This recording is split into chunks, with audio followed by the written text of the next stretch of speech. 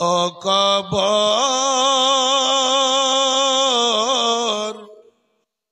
ভয়ে জান কেঁপে মরি, তবু কেন ডাকিস আয় আই মরে কেলার ঘরে। যে তোর বাঁধনে বাধা পড়ে গেল, সেই তো আর আসবে না ফিরে। ও কবর ভয়ে জান কেঁপে মরি, তবু কেন ডাকিস আয় আই মরে কেলার ঘরে। উপস্থিত শ্রদ্ধেয় ও সম্মানীয় নির্বাচিত আজকে মহোদী সভার সভাপতি মহাশয়, আমার সামনে বসে থাকা ইসলাম দরদি ইসলাম পিপাসু ভাই সকল, পর্দার অন্তরালে বসে থাকা অবলা সুরলা মা ও খালারা, সর্বাগ্রী সেই মহান আল্লাহর আমি কৃতজ্ঞতা জ্ঞাপন করি, যেই মহান প্রভু আমাদেরকে সুন্দরভাবে 2 রাত্রি ব্যাপী প্রথম রাত্রে সুন্দরভাবে বসে কোরআন হাদিসের বয়ান শ্রবণ করার সুযোগ দান করেছেন। তাই আমরা সেই মহান স্রষ্টার দরবারে একটিবার শুকরিয়া আদায় করি, অন্তর খুলে পড়ুন আলহামদুলিল্লাহ।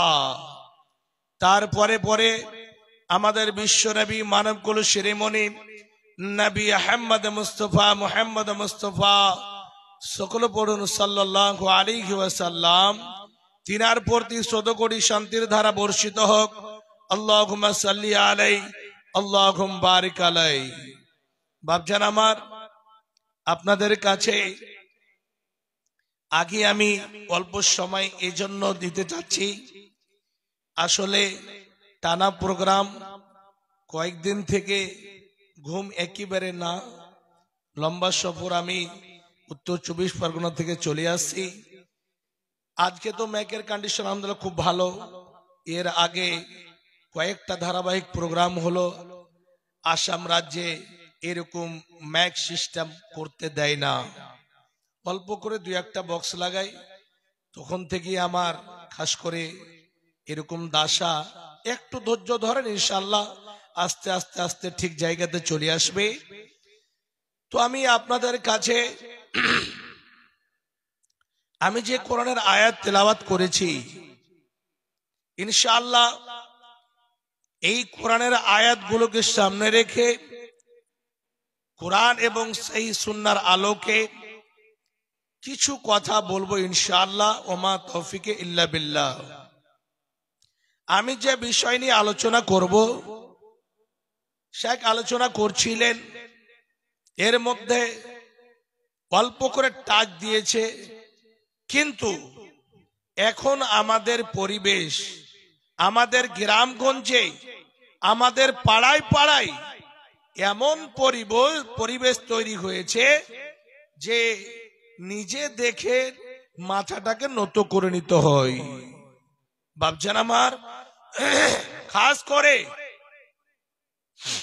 আমার যুবক ভাই এবং যুবতী বোনেরা, তাদের সম্পর্ক আপনাদের কাছে খাস করে বিষয়টাকে আমি সাফ করে দিতে চাই। আমি যে বিষয় নিয়ে আলোচনা করব সেটি হচ্ছে অবৈধ সম্পর্ক। মানুষ, আমার যুবতী বোন যুবক ভাইয়েরা, এইরকম হিসাবে এক অপরের সঙ্গে এমন সম্পর্ক গড়েছে এমন সম্পর্ক তৈরি করেছে, এই সম্পর্ক যদি গড়েন তাহলে ইহকালও আপনি লাঞ্ছিত হবেন, পরকালও আপনি লাঞ্ছিত হবেন। পৃথিবীর বুকে কয়েকখানা গুনাহ রয়েছে, এই গুনাহতে যদি আপনারা জড়িত থাকেন, আমরা যদি এই গুনাহতে জড়িত থাকি, তাহলে আল্লাহ রাব্বুল আলামিন এই দুনিয়াতেই আমাদেরকে শাস্তি দেবেন, আমরা এই পৃথিবীর বুকে লাঞ্ছিত হব এবং পরকালে আমাদের জন্য শাস্তিটা দ্বিগুণ হয়ে যাবে, আমাদের শাস্তিটা ডবল করে দেওয়া হবে। কেমন করে? আল্লাহ রাব্বুল আলামিন খাস করে কোরআনের মধ্যে কি আলোচনা করছে? আমি দুটো গুনহার কথা বলবো, এর মধ্যে খাস করে ভাইটাল হচ্ছে একটা, যেটা হচ্ছে শিরক, আল্লাহকে ছেড়ে অন্য কাউকে ডাকা, অন্য কাউরি ইবাদত বান্দিগি করা, এটা হচ্ছে শিরক। এই গুনাহ আল্লাহ রাব্বুল আলামিন বরদাস্ত করেন না আর করবেন না। আল্লাহ বলেন, والذين لا يدعون مع الله إلها آخر। আল্লাহ বলছেন, বান্দারে তোমরা শুনে রেখো, যারা আল্লাহকে ছেড়ে অন্য কোন মাবুদকে ডাকলো না, যারা আল্লাহকে ছেড়ে অন্য কাউরির আগা দিকে মাথা নত করলো না, যারা আল্লাহকে ছেড়ে অন্য কাউরির কাছে সাহায্য চাইল না, হে বান্দান আমার, দ্বিতীয় নম্বরে আল্লাহ বলছেন, বান্দা যারা অবৈধ হিসাবে, নাজায়েজ হিসাবে কোন মানুষকে কতল করলো না। এক নাম্বার হলো আল্লাহকে ছেড়ে অন্য কাউকে ডাকলো না। দ্বিতীয় নাম্বারে হলো যারা নাজায়েজ হিসাবে মানুষকে কতল করে না। তৃতীয় নাম্বারে হলো ওয়ালা ইয়াজনুনা, যারা পৃথিবীর বুকে খাস করে অবৈধ সম্পর্কতে পড়ল না, জিনায় পড়ল না। আল্লাহ বলছেন, বান্দা যারা এইরকম হিসাবে তিনখানা গুনায় পড়ে যাবে, এই তিনখানা গুনাহ থেকে বাঁচতে পারবে না। ওয়ামাইয়াফআল যালিকা, যারা এই মতো ভাইটাল তিনখানা গুনায় পড়ে যাবে, তাদের শাস্তি আল্লাহ রাব্বুল আলামিন দুনিয়াতেই দেবে। আল্লাহ রাব্বুল আলামিন এই তিনটা গুনায় যদি কেউ আমরা পড়ে যাই, তাহলে কি হবে? এই দুনিয়াতেই আল্লাহ শাস্তি দেবেন। আবার আল্লাহ বলেন, এই দুনিয়াতে শাস্তি পাবে, কিন্তু পরকালে তারা লাঞ্ছিত অবস্থায় থাকবে, তাদের শাস্তিখানা দ্বিগুণ করে দেওয়া হবে, তাদের শাস্তিগুলোকে বাড়িয়ে দেওয়া হবে, তারা তাদের উপরে পরকালে ডবল শাস্তি হবে। কোনটা ছোট না। এক নাম্বার যে শিরক করা, হে মা জননী আমার, আপনি বাঁধ অবস্থায় আছেন, ছেলে হয় না, মেয়ে হয় না, কোনো বাচ্চা কাচ্চা হয় না, হে আমার বাপ জানেরা, ছেলে পিলে আপনি চোখে দেখতে পান না, প্রায় মোটামুটি 10 বছর বিয়ে হওয়া হয়ে গেল। হে বাপ জান আমার, এই জায়গাতে কেমন করে বাচ্চা হবে, কেমন করে ছেলে মেয়ে পাওয়া যাবে, এই মনে করে আপনি এখান থেকে দুইজন মিলে স্বামী স্ত্রী বাসে বসলেন, বাসে চেপে এখান থেকে পান্ডুয়া শরীফ চলে গেলেন। ওখানে গিয়ে কোন এইরকম বাবার কাছে গিয়ে বলছেন আমাকে একটা ছেলে দাও, আমাকে একটা মেয়ে দাও। এইরকম চাওয়ায় গচ্ছে শিরকে আকবার। এইরকম ভাবে আল্লাহ ছাড়া অন্য কোন মানুষের কাছে, কোন দেবী দেবতার কাছে চাওয়া যাবে না। আল্লাহ পাকের নবী কি শিক্ষা দিচ্ছেন? নবীজি বলছেন, ওরে আমার সাহাবীরা, ইজা সালতা ফাসআলিল্লাহ। নবীজি বলছেন, ওরে আমার সঙ্গী সাথীরা, তোমাদের কোন জিনিস চাওয়ার যদি প্রয়োজন হয়, তোমার বাড়িতে খাবার নাই, তোমার বাড়িতে অসুবিধা আছে, সমস্যা দেখা দিয়েছে, সরাসরি আল্লাহর কাছে গিয়ে চাও, আল্লাহর কাছে প্রশ্ন করো, আল্লাহর কাছে হাত দুটো বাড়িয়ে দাও। আল্লাহ ছাড়া কারোর আগা দিকে হাত বাড়াবে না। নবীজি কি বলছেন?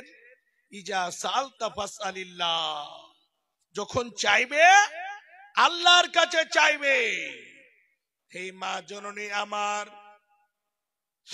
আপনাদের কেমন কথা হবে মা, যারা মা হয়ে গিয়েছেন, যারা মা এখনো হতে পাননি, আপনাদের কাছে উপদেশমূলক একটা কথা বলে যেতে চাচ্ছি। এইরকম ভাবে রাত 12টা-1টার সময়, এই ঠান্ডার মৌসুমে, হাড় কাঁপানো শীতের মৌসুমে সুন্দর করে উজু বানিয়ে নিলেন। উজু করে সুন্দর করে রুমের মধ্যে মুসাল্লাটা বিছিয়ে দেবেন। মুসাল্লাটা বিছিয়ে দিয়ে 2 রাকাত, 4 রাকাত, 6 রাকাত, যতটা আপনার সম্ভব হবে ততটা নামাজ পড়বেন। নামাজ পড়ে হাত দুটো উপরে করে আল্লাহকে বলবেন, আল্লাহ, কাজ করি আমার ঈদ যে এতদিন হয়ে গেল, 9 বছর 10 বছর হয়ে গেল, আল্লাহ ছেলে মেয়ে কোনো চোখে দেখতে পাইনি, আল্লাহ তুমি আমাকে একটা সন্তান দাও, আল্লাহ তুমি আমাকে একটা কন্যা দাও, আল্লাহ তুমি আমাকে একটা বেটা দাও। এইরকম করে আল্লাহর কাছে যদি কোরবান করতে পারেন, আল্লাহর কাছে যদি চাইতে পারেন, কেন না হযরত ইব্রাহিম আলাইহিস সালাতু ওয়াস সালাম আল্লাহর কাছে চেয়েছিলেন।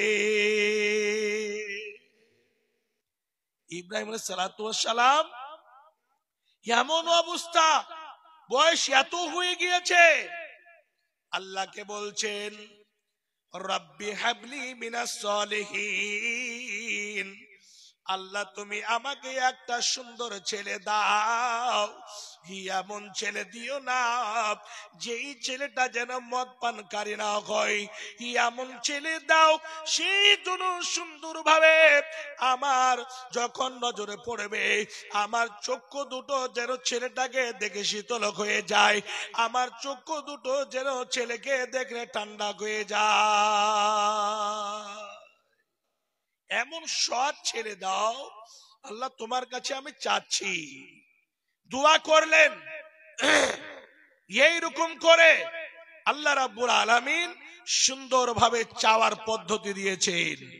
রব্বানা হাবলানা মিন আজওয়াজিনা ওয়া যুররিয়াতিনা, আল্লাহ তুমি আমাকে সুন্দর একটা বিবি দাও, আল্লাহ তুমি তার এইরকম পেট থেকে ভালো সন্তান দাও। এইরকম ভাবে আল্লাহর কাছে চাইতে হবে। হে মা, আল্লাহকে ছেড়ে যদি অন্য কাউরির কাছে গিয়ে এইরকম মান্যত মানলেন, আমার যদি ছেলে হয় তাহলে একটা চাদর চড়িয়ে দেব, আমার যদি ছেলে হয় একটা অমুক পীরের পীরের এতে কাজ করি দরবারে একটা আমি ছাগল দিয়ে দেব। এইরকম মান্যত করা কোন রকম হাদিস কোরআনে অনুমতি দেয় না, চাওয়া যাবে না। যা কিছু চাইবেন আল্লাহর কাছে চাইতে হবে। বিশ্বনবী বললেন, ইজা সাআলতা ফাসআলিল্লাহ, যখন কিছু চাইবে আল্লাহর কাছে সরাসরি চাইবে। হে মা জননী, কেমন হতে হবে? হাজরাতে ইমাম বুখারীর ঘটনা জীবনে যদি শোনেন, অল্প করে বলে দিচ্ছি। বাল্য অবস্থায় আল্লাহ রাব্বুল আলামিন চার চক্ষু ছিনে নিয়েছিলেন, চক্ষুহীন দৃষ্টিহীন হয়ে গিয়েছিলেন। এই অবস্থাতে হালকা করে বলছে, তিনার জীবনীতে লেখা আছে ইমাম বুখারী অন্ধ হয়ে গেল। তিনার মা এইরকম ভাবে প্রতিদিন এসার সালাত আদায় করে সেই মুসাল্লাতে বসে করন্দন করে দোয়া করে, আল্লাহ তুমি আমার ছেলেটার দৃষ্টি কেন কেড়ে নিলে? আল্লাহ তুমি আমার ছেলের দৃষ্টিকে আবার পুনরায় ফিরিয়ে দাও। এইরকম করে দোয়া করেন। একদিনের ঘটনা, ইমাম বুখারীর মা দোয়া করতে করতে সেই মুসাল্লাতে দোয়া করতে করতে ঘুমিয়ে গিয়েছে। হযরত ইব্রাহিম আলাইহিস সালাতু ওয়াস সালাম স্বপ্নের মাধ্যমে আসছেন। আসার পরে বলছেন, শোনো, তোমার ছেলের আল্লাহ রাব্বুল আলামিন দৃষ্টি আবার ফিরিয়ে দিয়েছে। এই যে দেখো, তোমার ছেলে আর দৃষ্টিহীন থাকবে না, আল্লাহ রাব্বুল আলামিন চোখের জ্যোতি আবার ফিরিয়ে দিয়েছেন, দেখতে পাবে। সকালবেলা দেখছেন, দেখেন কেমন দেখছেন, একেবারে ঠিক হয়ে গেছে। মা, আমার বাবা যান, আমার যুবক ভাইরা, এগুলো থেকে যদি আমরা খাস করে নসিহত নিই, অবশ্যই আমাদের এগুলো যথেষ্ট। যে কোনো জায়গাতে যে জিনিসের প্রয়োজন হবে আল্লাহর কাছে চাইতে হবে, আল্লাহ ছাড়া কাউরির কাছে চাওয়া যাবে না। আপনি রাত 12টা 1টায় এমন জায়গাতে পড়ে গেছেন, গাড়ি পাচ্ছেন না, এমন পড়ে গেছেন, সেই বিপদে নবীজি বলেন, এক নাম্বার হলো ইজা সালতা ফাসআলিল্লাহ, কাপড় ধরি, জামা কাপড়, খাবার দাবার, ঘর বাড়ি, জমি জায়গা, টাকা পয়সা, যা কিছু চাওয়ার প্রয়োজন হবে আল্লাহর কাছে চাইতে হবে। ওয়াইজাস্তানতা ফাস্তাইনু বিল্লাহ, যখন কোন বিপদে পড়ে যাবে, যেই কোনো বিপদে থাকেন না কেন, বিপদে পড়ে গেছেন, সমস্যা দাঁড় হয়ে গিয়েছে, কিছু মানুষ এমন ভাবে আপনার উপরে আক্রমণ করার জন্য প্রস্তুত হয়ে আছে, আপনাকে ধরে সেই জায়গাতে মারবে, আপনি এমন বিপদে পড়েছেন, সেই সময় আল্লাহর কাছে মদদ চাইতে হবে। নবীজি বলেন, ওরে আমার উম্মতেরা, যে কোনো মদদ যদি চাইতে হয় তাহলে স্বয়ং আল্লাহর কাছে গিয়ে মদদ চাও। আল্লাহর কাছে মদদ চাইতে হবে। আমরা 5 ওয়াক্ত নামাজ আদায় করি, 5 ওয়াক্তের নামাজে সূরা ফাতিহা আমরা তেলাওয়াত করি। ওই সূরা ফাতিহার মধ্যে দুটো আয়াত এরকম রয়েছে, দুটো শব্দ এমন রয়েছে, কি বলি, ইয়াকা না'বুদু ওয়া ইয়াকা নাস্তাঈন। আল্লাহ, তোমার ইবাদত বান্দেগি করি, তোমার ছাড়া অন্য কাউরির কাছে মাথা নত করতে যাই না। ইয়াকা না'বুদু ওয়া ইয়াকা নাস্তাঈন, এবং সাহায্য আপনার ছাড়া অন্য কাউরির কাছে চাইতে যাই না। তোমার দরবারে এসেছি, তোমারই ইবাদত বান্দেগি করি এবং তোমারই কাছে সাহায্য চাই। ভাবছেন আমার মা জননী খাস করে এইরকম হিসাবে যে কোনো বিপদে পড়ে, রাত 12টা 1টা হয়ে গেল, গাড়ি পান না, একটিবার স্মরণ করুন, কি বলে, আল্লাহকে বলেন হাসবি আল্লাহু ওয়া নি'মাল ওয়াকিল, আল্লাহ তুমি আমার জন্য যথেষ্ট। আল্লাহ আমি বিপদে পড়েছি, আল্লাহ তুমি আমাকে বিপদ থেকে উদ্ধার করে নাও। আল্লাহ তোমার কাছে আমি সরাসরি কানেকশন লাগিয়েছি। আল্লাহ তোমাকে ছেড়ে অন্য কাউকে ডাকি না, কোন লাক্কার দাদা পাক্কার দাদা, কোন পীরে তামতাম পীরে মোগা এইরকম ভাবে কোন মানুষকে আমি ডাকি না।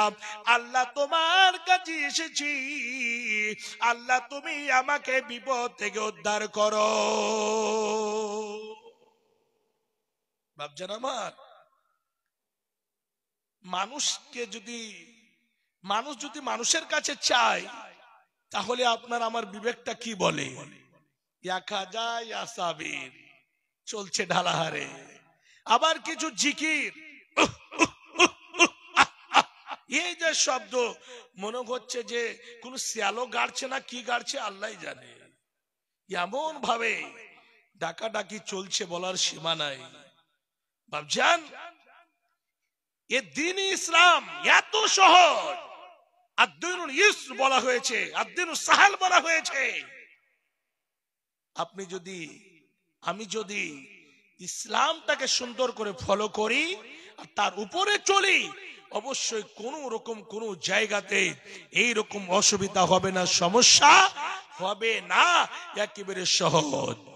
তা আমি বলছিলাম আল্লাহকে ছেড়ে কাউকে ডাকা যাবে না। যা কিছু চাওয়া পাওয়া হবে, দুঃখ বেদনা আছে, সরাসরি আল্লাহর কাছে চাইতে হবে, আল্লাহকে বলতে হবে। অবশ্যই আল্লাহ রাব্বুল আলামিন আমাদের ডাকে সাড়া দেবেন। দ্বিতীয় নম্বরে তাহলে বলা হলো আল্লাহকে ছেড়ে অন্য কাউকে ডাকা শিরক, আর শিরকের গুনাহ আল্লাহ রাব্বুল আলামিন ক্ষমা করবেন না। ছোট করে আপনাকে বলছি শিরক কাকে বলে। যুবক ভাই, আপনি 4 লক্ষ টাকা খরচ করলেন, বিবাহ করলেন, 4 লক্ষ টাকা বিবাহতে খরচ করলেন, 30,000 20,000 টাকা বউটাকে আপনার স্ত্রীকে মোহর দিলেন, মোহর দিয়ে বিয়ে করে নিয়ে আসলেন। নিয়ে আসার পরে কিছুদিন তো ভালো আপনাকে বাসলো। কেমন ভালোবাসলো? ওই যে সুন্দরভাবে ওই বাংলাদেশে একটা বলে না, বলছে স্বামী গো জীবনে তুমি কোনদিন আমাকে ভালোবাসলে না। বলছে হেবি ভালোবাসি।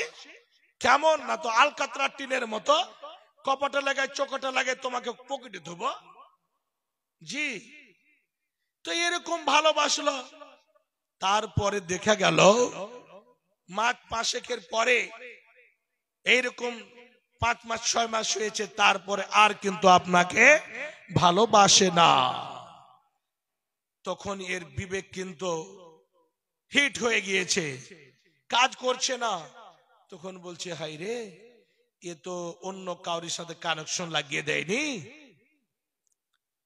তো যদি কেউ চোর হয় বা বাড়ির স্ত্রীরা যদি চুন্ডি হয়, তাহলে একে আপনি কতটা জগিয়ে রাখবেন, কতটা আপনি পাহারাদারি করবেন?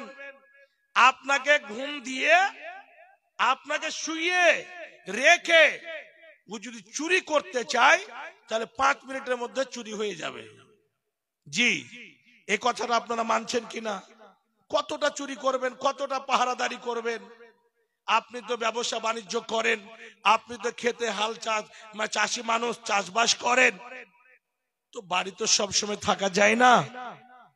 তো আসলে ওই জায়গাটাতে দেখা গেল যে খুব সাজগুজ করে শাড়ি পরে এখান থেকে বেরিয়ে গেল কলকাতা। স্বামীকে একবারও বলে না স্বামী গো কলকাতা যাব। তো বিয়ে করলেন আপনি, মোহর দিলেন আপনি, জামা কাপড় কিনে দেন আপনি, আর মোহাব্বত প্রেম প্রীতি ভালোবাসা পাই অন্য কেউ। তো আপনি কি এটা মানবেন যে আমি সবকিছু দিয়েছি, আর অন্য কেউ প্রেম প্রীতি ভালোবাসা পাবে, এটা কেমন কথা? না মোল্লা সাহেব, না হুজুর সাহেব, এটা মানা যাবে না, এটা কেউ মানবে না। যার মধ্যে আল্লাহ গায়রাত দিয়েছে, যার মধ্যে খাস করে ইনসানিয়াত আছে, মানবতা কিছু বেঁচে আছে, হায়া শরম কিছু বেঁচে আছে, এটা কখনো মেনে নেবে না। জি, মানবো না। খেতে আমি দিই, সবকিছু আমি দিই, আর অন্যর সঙ্গে সময় দেবে, অন্যর সময় অন্যর সঙ্গে রাত কাটাবে, এটা কি মানতে পারি? না, কখনো না। অনুরূপ ভাবে যেরকম আপনি এখানে নাম মেনে নিতে পারেন না, আল্লাহ মেনে নিতে পারেন না। কেমন করে? আল্লাহ বলেন, বান্দারে শুনে রেখো, কাইফা তাকফুরুনা বিল্লাহি কুনতুম আমওয়াতান। আল্লাহ বলছেন, কাইফা তাকফুরুনা বিল্লাহি ওয়া কুনতুম আমওয়াতান ফাহইয়াকুম সুম্মা ইউমীতুকুম।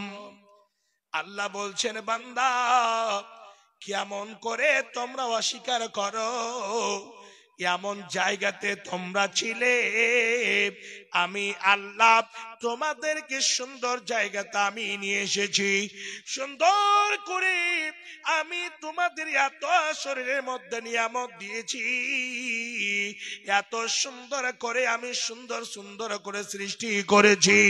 বান্দা, এতগুলো তোমাদের জন্য আমি করেছি, খাবার দাবার থেকে নিয়ে জামা কাপড় থেকে নিয়ে যতগুলো জিনিসের প্রয়োজন হয় আমি আল্লাহ তোমাদের জন্য দিয়েছি। বান্দারে, কেমন করে তোমরা আমাকে অস্বীকার করো? কেমন করে আল্লাহকে আমরা অস্বীকার করে দিই? বাপজান, সমস্ত আল্লাহ রাব্বুল আলামিন দিয়েছেন, আর আল্লাহকে ছেড়ে অন্য কাউরির আগে থেকে যদি মাথা নত করি, আল্লাহকে ছেড়ে অন্য কাউরির কাছে যদি চাই, তাহলে কি এটা ভালো হবে? কখনো হবে না। আল্লাহ সমস্ত জিনিস মেনে নিতে পারেন, কিন্তু শিরকের মতো গুনাহকে আল্লাহ মেনে নিতে পারেন না। আল্লাহ বলছেন, ইন্নাল্লাহা লা ইয়াগফিরু আন ইউশরাকা বিহি ওয়া ইয়াগফিরু মা দুনা যালিকা লিমান ইয়াশা। আল্লাহ শিরক ছাড়া অন্য গুনাহকে ক্ষমা করে দেবেন, কিন্তু শিরকের গুনাহ আল্লাহ ক্ষমা করবেন না। জি, এতটা শিরক বুঝে রাখেন। দ্বিতীয় কথা হলো, কোন মানুষকে কতল করা যাবে না, কোন মানুষকে নাজায়েজ হিসাবে কতল করা যাবে না, কিন্তু ইল্লা বিল হক, তিন প্রকারে মানুষকে কতল করা যায়। ইসলামী রাষ্ট্র যদি হয়, ইসলামী শাসক যিনি হবেন, তিনি একটা মানুষের মধ্যে যদি এই রকম হিসাবে তিন রকমের মধ্যে যে কোনো একটা গুণ যদি চলে আসে, এক নাম্বার হলো, এতদিন মুসলমান ছিল, কোরআন হাদিসকে মেনে চলতো, হঠাৎ করে একদিন বলছে আমি কোরআন কো মানি না, হাদিস কো মানি না। এর মানে সে মুরতাদ হয়ে গিয়েছে। ইল্লা বিল হক, ওই জায়গাতে কি বলছেন, ইসলামী রাষ্ট্র যদি হয়, ইসলামী শাসক যদি হবে, ওকে কতল করবে। দ্বিতীয় নাম্বার হলো, বিয়ের পরে কেউ যদি অবৈধ সম্পর্কতে পড়ে যায়, বিয়ের পরে সে মেয়ে হোক বা ছেলে হোক, কেউ যদি এইরকম ভাবে অন্যর সঙ্গে কানেকশন তৈরি করে নাই, হে যুবক ভাই, হে আমার যুবতী বোন, পৃথিবীর বুকে তাদের বেঁচে থাকার কোনো অধিকার নাই। তাদেরকে ইসলামী রাষ্ট্র যদি হয়, তাদের বুক থেকে গেড়ে দেওয়া হবে, কোমর পর্যন্ত গেড়ে দেওয়া হবে, গেড়ে দিয়ে ইট পাথর মেরে মেরে রজ্জম করে দেওয়া হবে। জি, বেঁচে থাকার কোনো অধিকার নাই। খাস করে এক নম্বরে কি হয়ে গেল, আমি কোরআনকে মানি না, ওকে কতল করতে হবে। দ্বিতীয় নম্বরে, আমি জেনায় পড়েছি বিয়ের পরে, তো বিয়ের পরে জেনায় পড়লে ওকে রজম করতে হবে। তৃতীয় নাম্বারে হলো কি? তৃতীয় নাম্বারে অবৈধ হিসাবে, নাজায়েজ হিসাবে কাউকে কতল করে দিয়েছেন, তাহলে ওটা কেসাসের বদল কেসাস নেবে। আপনি কতল করেছেন, ওর ভাইয়েরা, ওর কেউ আত্মীয় স্বজন, ওর খানদানের মানুষ ওর বদলে আপনাকে কতল করে নেবে।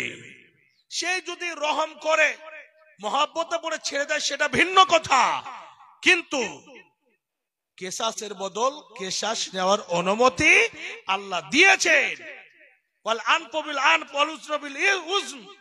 যদি কেউ যদি আপনার বাম চোখটাকে ফুঁড়ে দেয়, ওরও বাম চোখটাকে ফুঁড়ে দাও। কেউ যদি আপনার বাম হাত কেটে দেয়, ওরও বাম হাতকে কেটে দাও। আপনার যদি নাক কেটে দেয়, ওরও নাক কেটে দাও। কেসাসের বদল কেসাস নেওয়া যায়। এই তিন প্রকারে মানুষকে কতল করা যায়। জি, আর না হলে আল্লাহ কি বলছেন আম কথা, মানুষকে ওয়ালা তাকতুলু নাফসাল্লাতী হারামাল্লাহু ইল্লা বিল হক, মানুষকে আমি কতল করাকে আমি হারাম করে দিয়েছি।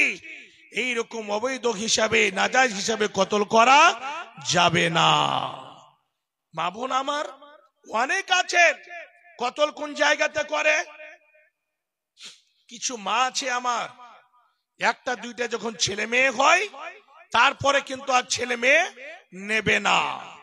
ছেলে মেয়ে ওষুধের দ্বারা বন্ধ করা হয়, ছেলে মেয়ে আপনার ইনজেকশনের দ্বারা বন্ধ করা হয়, ছেলে মেয়ে খাস করে এমন এমন হিসাবে বন্ধ করা হচ্ছে যে বলার সীমা নাই। কিসের জন্য?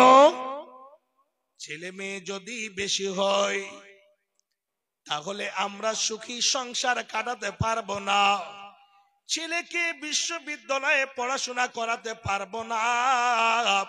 তার জন্য অপারেশন করে ছেলে বন্ধ করা হচ্ছে, মেডিসিন ব্যবহার করে ছেলে মেয়ে বন্ধ করা হচ্ছে। আল্লাহ বলছেন বান্দারে শুনে নাও, ওয়ালা তাকতুলু আওলাদাকুম, তোমরা কোন সময় ছেলে মেয়েদেরকে কতল করে দিও না। কিসের বই?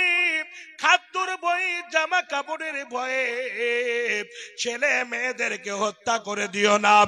নাহনু নারযুকুকুম ওয়া ইয়্যাকুম, আমি আল্লাহ তোমার 14 পূর্বপুরুষকে আমি খাবার দিয়েছি, আমি আল্লাহ তোমাদেরও খাবার ব্যবস্থা দেব। দেখেন বিয়ের পরে একটা এইরকম হিসাবে কতল করে। আর একটা কতল কেমন হয়? অবৈধ সম্পর্কতে পড়ে গেল, বিয়ের আগে একটা ছেলের সঙ্গে একটা মেয়ের কানেকশন হয়ে গেল। হে যুবক ভাই, হে আমার যুবতী বোন, দেখেন এই গুনাহ কত বড় লাঞ্ছিত জায়গা। আপনি পড়ে গেলেন, অল্প সাদের মুখে পড়ে ওর সঙ্গে শারীরিক সম্পর্ক হয়ে গেল, তারপরে 3 মাস 4 মাস হয়ে গেল, পেটে অবৈধ সন্তান ধারণ হয়ে গিয়েছে। সেই সময় এই যে কাজ করে এলাকার কাছে, এলাকার মানুষের কাছে, গ্রামের মানুষের কাছে কাজ করে দোষী হবে না, তার জন্য এক রকমের সে সময় ছেলে মেয়েদেরকে হত্যা করা হচ্ছে। কোন হসপিটালে গিয়ে, কোন ক্লিনিকে গিয়ে ওই ছেলেটাকে গিরিয়ে দেওয়া হচ্ছে, ফেলে দেওয়া হচ্ছে। অনেক জায়গার খবর আপনারা শুনেছেন, দেখেছেন পেপার পত্রিকাতে।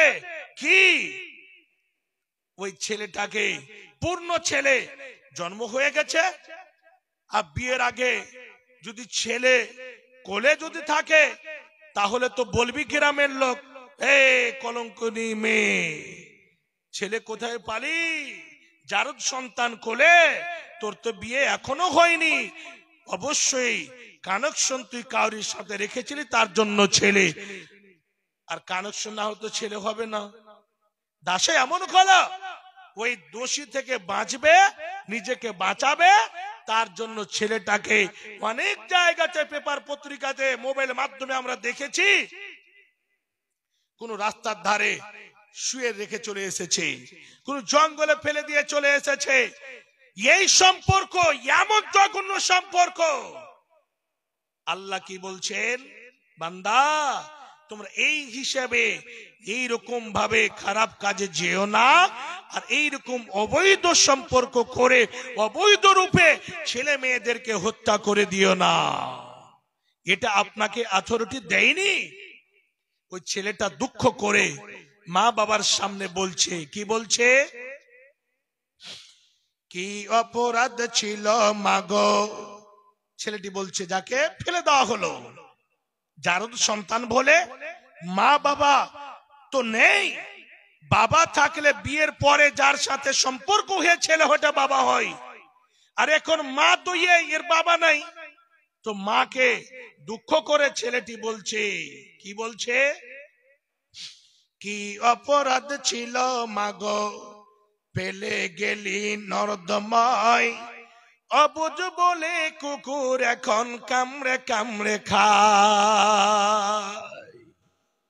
ছেলেটি মাকে বলছে, মা তোমার অন্তরে কি দয়া ছিল না, তোমার অন্তরে কি একবার আমাকে বলে ময়া কয়নি, হে মা তুমি এমন করে আমাকে ফেলে গেলে, আমার কোন বোধ নাই, আমার কোন শক্তি নাই যে আমি সেই জায়গা থেকে আমি বাঁচব, সেই জায়গাতে আমাকে অসহায় পেয়ে দুইটা চারটা করে কুকুর গিয়ে আবার আমার শরীরটাকে কামড়ে কামড়ে খাচ্ছে।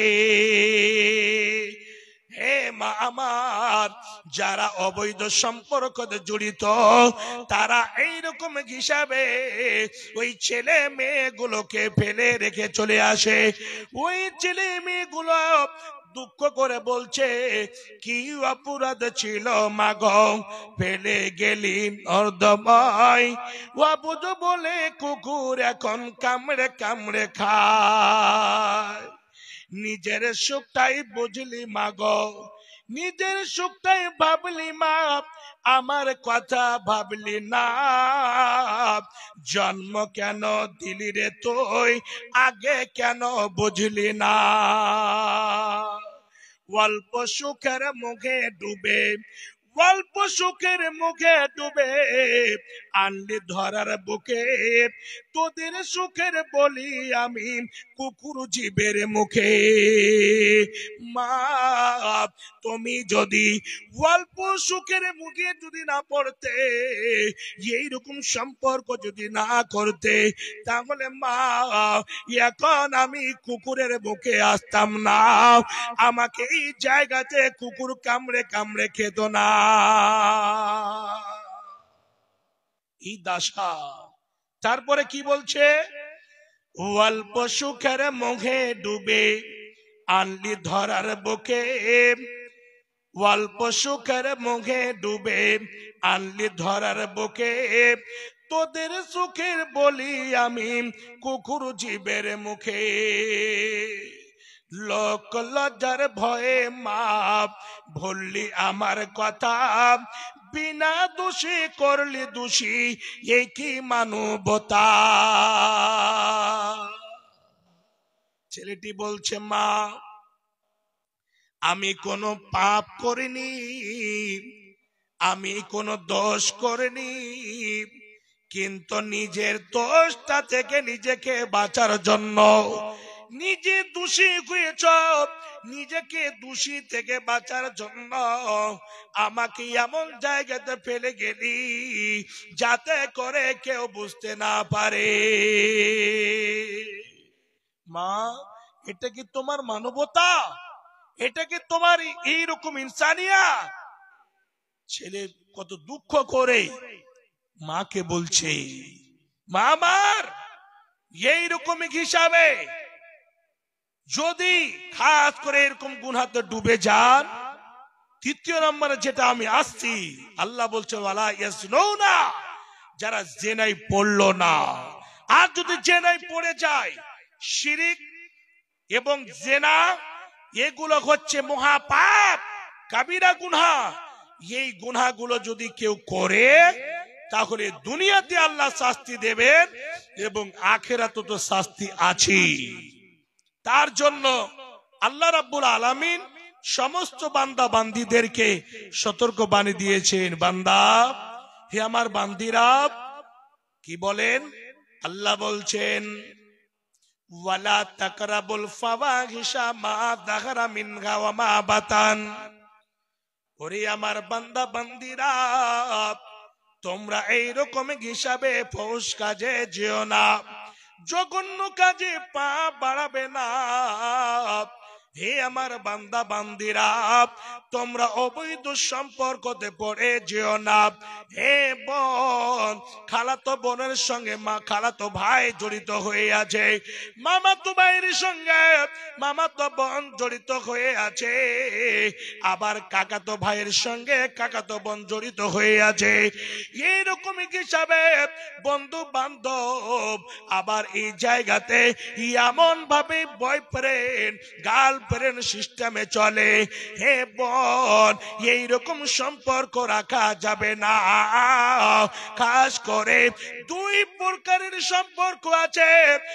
এক প্রকারের সম্পর্ক হলো পৃথিবীর বুকে এক প্রকার মেয়ে আল্লাহ মুহরিমা বলে কোরআনের মধ্যে উল্লেখ করেছেন। আল্লাহ বলছেন, বান্দা, যে মেয়েগুলোকে চিরজন্মের জন্য বিয়ে করা হারাম ঘোষণা দিলাম, ওই মেয়েগুলোকে ছেড়ে যদি কোনো অন্য মেয়ে তোমার সামনে চলে আসে, খালাতো বোন হোক না কেন, মামাতো বোন হোক না কেন, চাচাতো বোন হোক না কেন, গ্রামের বোন হোক না কেন, এই রকম বোনদের সাথে কোনো রকমের সম্পর্ক রাখা যাবে না। ওগুলো জায়গা থেকে বেঁচে থাকতে হবে। বিশ্বনবী বলেন, এই রকম হিসাবে যদি কেউ গায়ের মুকরিমা মেয়ে, গায়ের মুকরিম পুরুষ, কাকাতো ভাই কাকাতো বোন দুইজন যদি এক জায়গাতে থাকে, নবীজি বলেন ওয়াসালিসুমা শয়তান, তৃতীয় নম্বর সেই জায়গাতে শয়তান থাকে। তৃতীয় নম্বরে সেই জায়গাতে শয়তান থাকে। আর শয়তান কি বলবে, আহা, এমন জায়গাতে আছো কেউ দেখতে পাই না, তোমার মা, তোমার বাবা, তোমার গ্রামের মানুষ, আলেম ওলামা, মোল্লা জামালউদ্দিন সাহেব, মোল্লা ইসমাইল সাহেব, মোল্লা তারিক জামিল বুখারী, তারিক আজিজ বুখারী সাহেব কেউ জানতে পারলো না। এখানে বড় বড় ধনী মানুষ অনেক আছে, গ্রামের কেউ জানতে পারলো না। একটু মজাক ঠাট্টা হাসি মজাক কিছু মত বিনিময় কিছু এরকম কিছু করো, শয়তান দুইজনের অন্তরে এমন ভাবে ওয়াসওয়াসা দেবে, এমন ভাবে ওয়াসওয়াসা জাগিয়ে তুলবে, শয়তান ওই জায়গাতে দুইজনের কেমন করে পেট্রোল এবং আগুন এক জায়গাতে যেমন স্থির থাকতে পারে না, সিস্টেমে থাকতে পারে না, একেবারে এক অপর যদি পাশাপাশি হয়ে যায়, দুটো যদি এক জায়গাতে হয়ে যায়, তাহলে দুটোই এক অপরের পিছনে ছুটে পড়বে।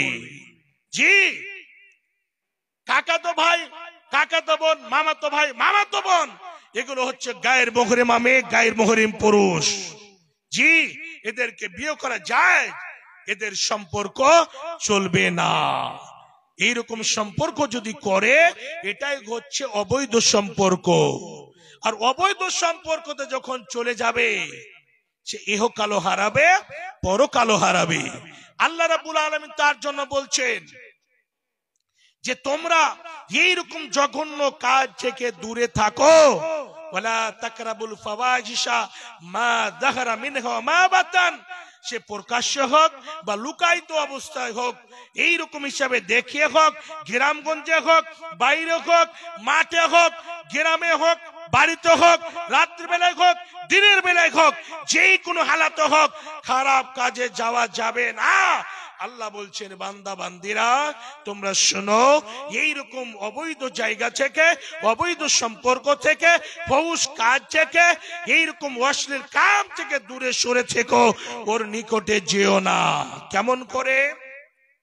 এই যুবক ভাই, আপনি 9th ক্লাসে পড়েন, স্কুলে গিয়ে একটা মেয়ের নাম্বার আপনার হাতে লেগে গেল, ওই মেয়েটি আবার 10th ক্লাসে পড়াশোনা করে, ওই মেয়েটি আবার একটা যুবক ভাই নাম্বার মোবাইলে এসে গেছে, পেয়ে গিয়েছে, আবার মত বিনিময় চালু হলো, কথাবার্তা চালু হয়ে গেল। হে মা জননী, হে আমার যুবক ভাই, অবৈধ সম্পর্ক করতে গেলে জীবনে কোনদিন নেকি হবে না, বরং আপনি যখন যে জায়গাতে পা দেবেন তখন থেকেই আপনাদের গুনাহ চালু হয়ে গেল। আর যদি বৈধ সম্পর্কতে যদি থাকেন, কেমন? মাকে খাওয়াবেন, বোনকে খাওয়াবেন, নিজের স্ত্রীকে খাওয়াবেন, নিজের মেয়ে ছেলেকে খাওয়াবেন।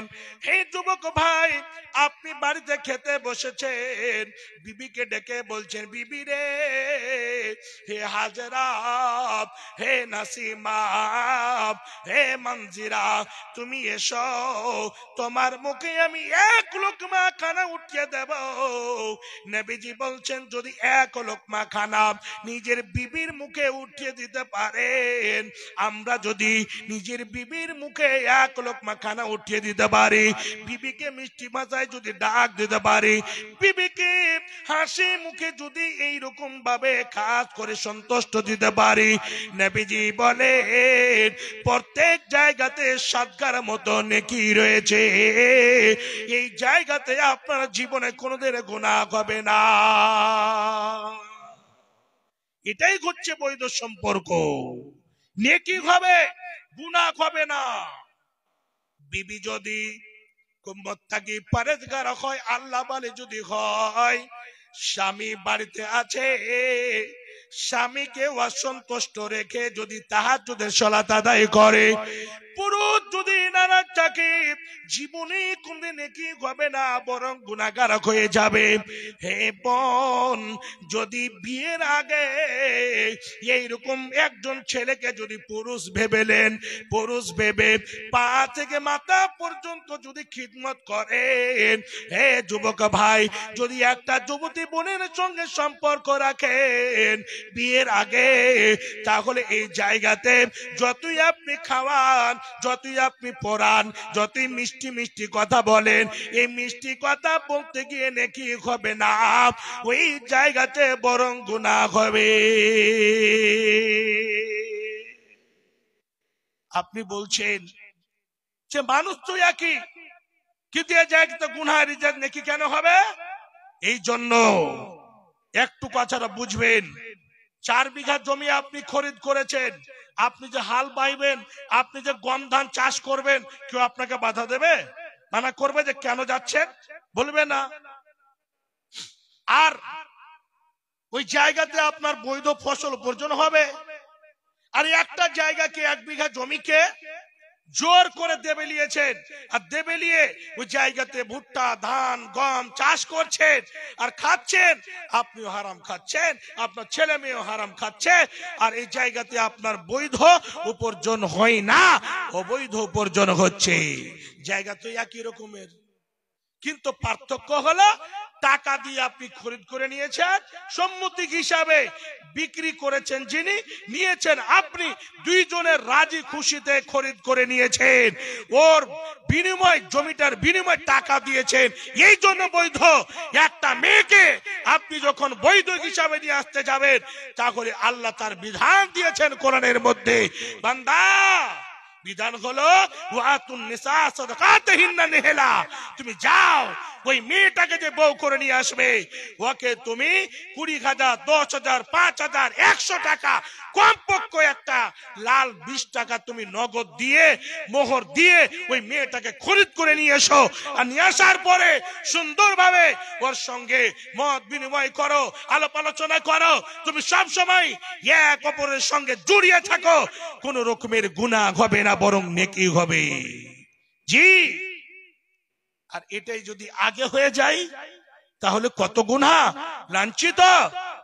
এমন হলো আল্লাহু আকবার, গ্রামের লোক জানতে পারলো, এলাকার লোক জানতে পারলো, আর বিচারে বসে বলছি ওকে 100 কোড়া মারো, একে 100 কোড়া মারো।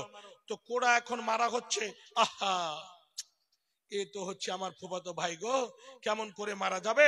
ঠান্ডার মৌসুমে কাশ্মীরি সুইটার মোটামুটি করে 6টা গায়ে দিয়ে এসেছে, আর এদিকে বিচার কারণেওয়ালা 10 খান্ডা কমচিকে, কাঁচা কাঁচা কমচিকে এক জায়গাতে করে বলছে এই ঘাড়ের, এই কাঁধের নিচে থেকে 10 বার এরকম করে দিয়ে দাও, ধুলা ঝেড়ে দাও, হয়ে গেল, বিচার হয়ে গেল। দেখেন মেয়েটাকে মারবে তো যেরকম আমি লম্বা জামা পরে এসেছি এরকম লম্বা জামা, আর তার ভিতরে কত কত যে গায়ে দিয়ে এসেছে, আর দিয়ে মারছে তো শরীর একটু গায়ে হয় না। 2-4 বাড়ি যখন পড়েছে, পড়ার পরে একেবারে নিজে হেলে গেল, আর কোকড়া হয়ে টেরা হয়ে ওগে মাগে বলে যে পড়লো জমিতে, আর বলার সীমা নাই। তো বিচারক বলছে ওরে বাবারে মরে গেল, শালাকে বিচার করতে এসে তো জেল যেতে হবে, আর মারিও না, আর মারিও না, হয়ে গেল, হয়ে গেল। মানে এখনো কমসে কম যদি 10 খান কমচি এক জায়গা তো করে মারে, তা 5 বাড়ি এখনো দিতে হবে। বিচার হয়ে গেল। আরো কোন জায়গাতে বিচার হচ্ছে কি, মারাও হচ্ছে, ছেলেটাকে 2 লক্ষ টাকা জরিমানা হচ্ছে। জরিমানা করে মেয়েটাকে কিছু দিল, তারপরে কিছু টাকা বলছে তোমার অ্যাকাউন্টে দিয়ে দেব। মানে তোমাকে সবটি টাকা দিয়ে গেলে তুমি তো খেয়ে ফেলে দেবা, তোমার ফের বিয়ে টিয়ে আছে, তোমার ফের আছে, কিছু কাজ আছে, তো আমরা একটা পঞ্চায়েতের মানুষ একটা ভালো কাজ করে দেব, কি তোমার অ্যাকাউন্টে দিয়ে দেব। অ্যাকাউন্টে দিয়ে দিবে, অ্যাকাউন্ট কোথায় যে গেল? 2 দিন 4 দিন 5 দিন 10 দিন হচ্ছে, মেয়েটি যাচ্ছে, ওই মরুল সাহেব, সর্দারজি সাহেব, বিচারক সাহেব, অমুক সাহেব, ধমুক সাহেব, টাকাটা দিবেন না। কিসের টাকা? ওই যে টাকাটা বাকি আছে। তখন রেগে বলছে টাকা ইনকাম করার জন্য, এই জন্য এগুলা কাজ করছিস? কই টাকা? তুই কি ধার দিয়েছিস আমাকে? জি না, ওই যে ধরা পড়া টাকাটা লজ্জা শরম বিক্রি করে দিয়েছে মলিকপুরের হাটে, গরুর হাটে। তখন মৌকা পেয়েছে যে বলতে তো পারবে না, বলছে যে আজ থেকে যদি টাকা চাইতে আসলি তাহলে তোকে একেবারে লাট্টু মার্কা করে দেব, জীবনে আর চাইবি না টাকা। সারা রাত বিচার করেছি, তোর বাবা কি আমাদেরকে, তোর মা বাবা তোর ভাই আমাদেরকে কি কোনো টাকা বেতন দিয়ে নিয়ে গিয়েছিল? সারা রাত বিচার করব, ওখানে আবার টাকা বিচার করে টাকা ভাগ হয়ে গেল। জি, তো শরীয়তে কোরআন হাদিসে কতটুক অনুমতি দিয়েছেন আল্লাহ রাব্বুল আলামিন? অনুমতিটা কি? খাস করে আল্লাহ রাব্বুল আলামিন কোরআনের মধ্যে ঘোষণা দিচ্ছেন যে কেউ যদি অবিবাহিত ছেলে মেয়ে অবৈধ সম্পর্কতে পড়ে যায় আর তার ধরা পড়ে গেল, ওদের শাস্তি 100 করে কোড়া মারা, আর ছেলেটাকে 1 বছরের জন্য নিজের দেশ থেকে অন্য দেশে বিতাড়িত করে দেন, ওকে তাড়িয়ে দেন। কেন তাড়াতে হবে? যেন ওই গ্রামে যেতে গেলে মেয়েটির নজরে অন্য নজর পড়বে, তখন আবার নতুন করে মহব্বত সৃষ্টি হবে, যেন দেখা না হয়, তার জন্য আলাগ করে দাও। জি, তারপর তো আবার তিল্লা করবে, ওখান থেকে বাড়ি চলে যাবে। কিন্তু একটা বড় করে আলাগ হিসাবে টাকা জরিমানা করা হচ্ছে। আর বিবাহিত ছেলে মেয়ে যদি পড়ে তার দলিল কি? বিশ্বনবী বলেন খাস করে বিবাহ করার পরে যদি জেনায় পড়ে যায় তাহলে তাদেরকে কি করতে হবে? 100 কোড়া করে নয়, তাদেরকে মেয়ে হোক বা ছেলে হোক, মেয়ে গলে বুক পর্যন্ত মাটিতে গেড়ে দিতে হবে, ছেলে গলে কমর পর্যন্ত মাটিতে গেড়ে দিতে হবে, আর গেড়ে দিয়ে তাদেরকে ইট পাথর মেরে মেরে রজ্জম করে দিতে হবে। বেঁচে থাকার কোনো অনুমতি নাই। সহিহ হাদিস রাবী বর্ণনা করছেন, ভুল যদি হয়ে যেও থাকে, আল্লাহর ভয় কেমন ছিল অন্তরে?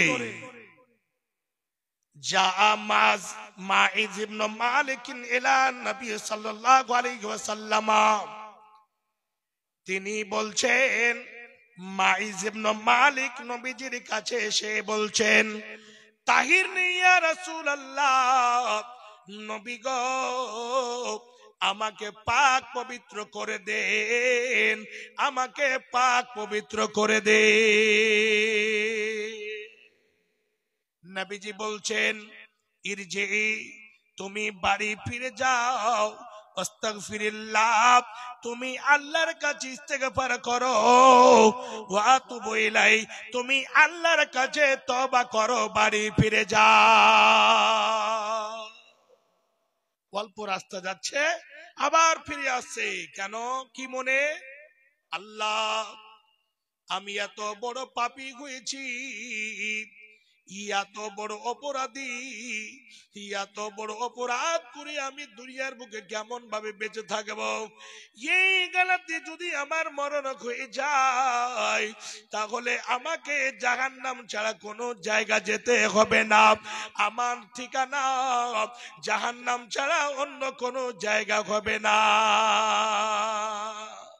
আবার দ্বিতীয়বার ফিরে এসে বলছেন, রাসূল গো, নবী গো, আমাকে আবার খাস করে আবার বলছি, আমাকে পাক পবিত্র করে নেন। আবার বলছেন, ইরজি, তুমি বাড়ি ফিরে যাও, আস্তাগফিরুল্লাহ, তুমি আল্লাহর কাছে ইস্তেগফার করো, তুমি তওবা করো। আবার একটু জায়গা যাচ্ছে, আবার ফিরে এসে বলছে, নবী গো, আমাকে পাক পবিত্র করে নেন। তিনবার কয়ে গেল।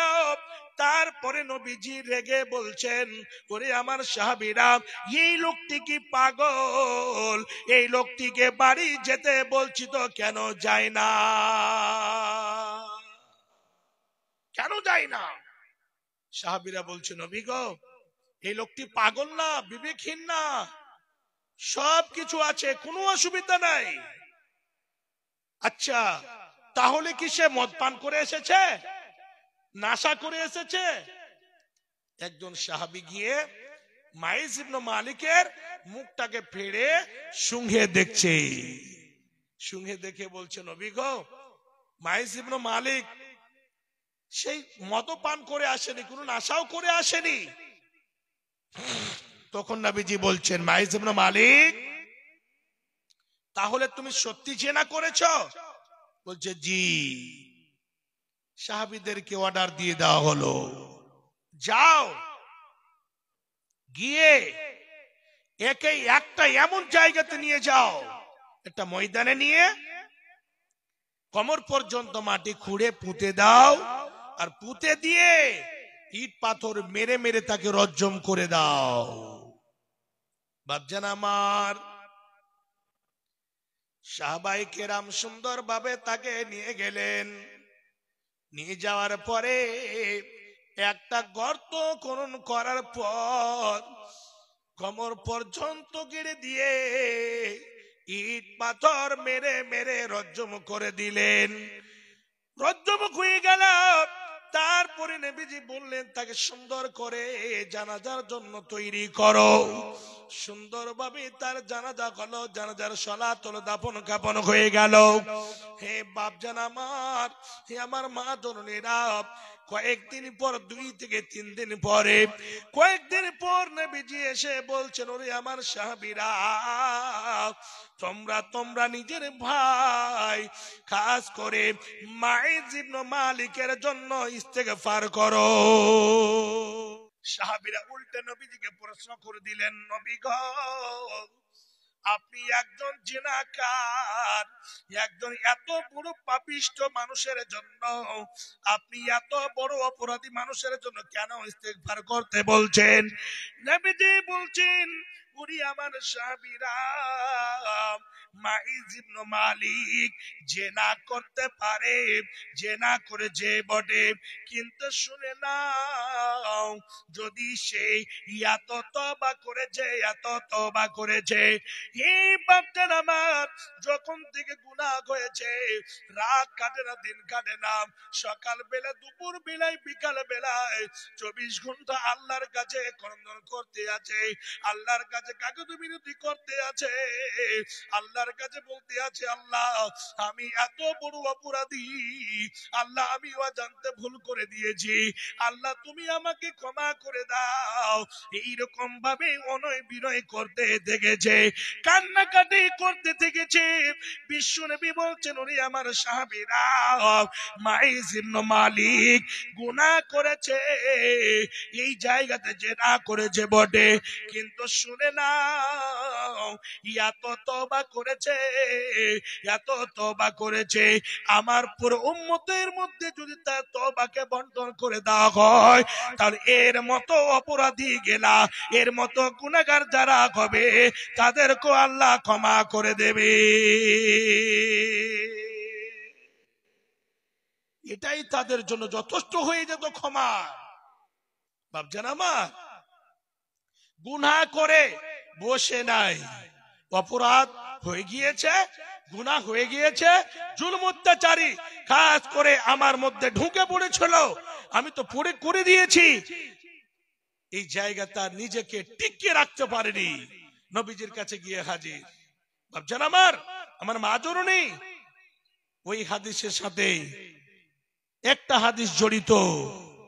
মাইজ ইবনে মালিক যে মেয়েটির সঙ্গে জেনা করেছিল, ওই মেয়েটি জারদ সন্তান, অবৈধ সন্তান পেটে করে নবীজির কাছে গিয়ে হাজির, বলছে নবী গো আমাকে পাক পবিত্র করেলেন। এই যে দেখেন, একবার বলছেন, দুইবার বলছেন, তিনবার বলছেন, নবী বলছে যাও বাড়ি ফিরে যাও, তুমি তওবা করো, ইস্তেগফার করো। ওই মেয়েটি বলছে নবী গো যেরকম ভাবে মাইজ ইবনে মালিককে ঘুরিয়ে দিচ্ছিলেন, ওইরকম করে আমাকে ঘুরিয়ে দিচ্ছেন, কেমন কথা?